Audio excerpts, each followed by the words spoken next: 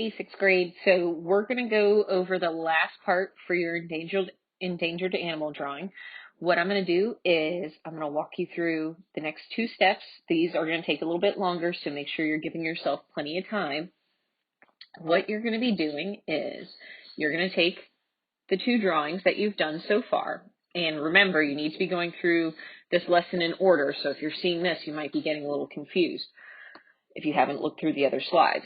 So I've done my two drawings. These are my two final drawings that I want to do. So you only had to pick two views. And these are the two views of my endangered animal I've selected. So what I'm going to do is, within these rectangles, I'm going to go ahead and outline my drawing with a black pen. Now, if you don't have one, or you don't have something you think that'll work very well, that's okay. You can stick with the regular pencil, but it does look a little bit better and a little more refined with that good strong outline. Now, I'm just going to do the one view for now, but remember, you have to complete both. So for my endangered animal, which is the blue whale, I selected a view of the tail fin coming out of the water and of his eye. So I'm going to go ahead and finish this up, and then we're going to talk about applying color. So you should have already practiced those colored pencil techniques in your sketchbook. So what you're going to do is you're going to take those techniques and apply them to these two drawings. Now, you get to select which techniques you'd like to use. You have to use a minimum of 3. I would like to see more. Now, it doesn't matter if you use 1 here, 3 here, 2 on this one, as long as there's 3 total in both drawings, okay? So either way is fine, as long as I see that you've demonstrated those techniques and skills.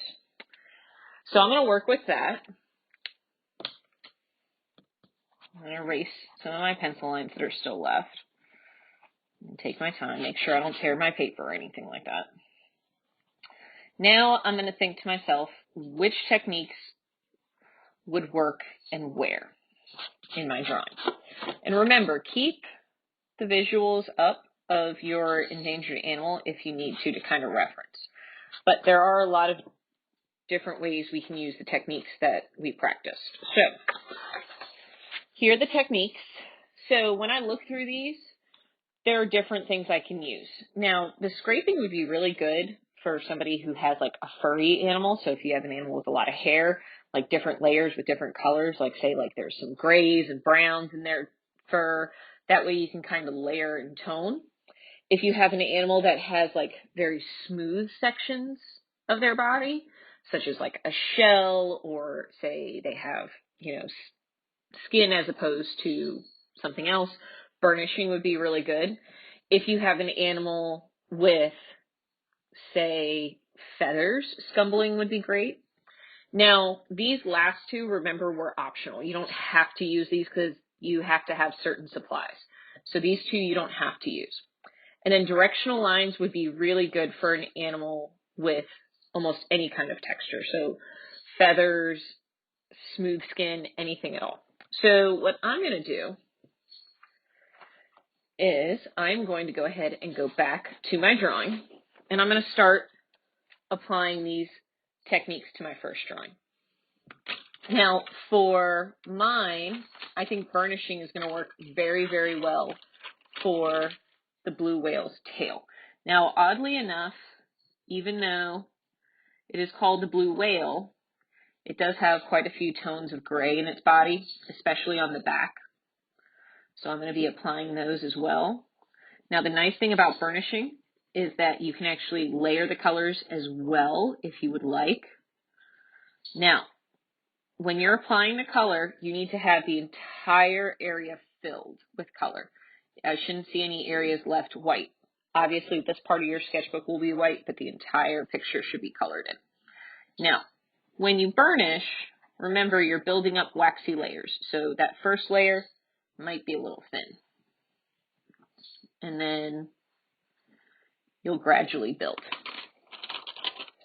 Even though there is some gray, there's going to be some tones of blue in there too. And I can burnish and really build up the waxy layers so it's nice and thick in certain areas. Now, other examples of techniques you could use, say like in the background around your animal, would actually greatly depend on where it lives. So for example, mine lives in the ocean. I could do directional lines in the water. I could do scumbling in the water to show the different colors in there. It's really up to you how you apply those to your drawing, because each drawing is going to be slightly different. Now, if you want, I always encourage you to do this in class if you need to. Actually, I don't encourage you in class to tear out pages out of your sketchbook.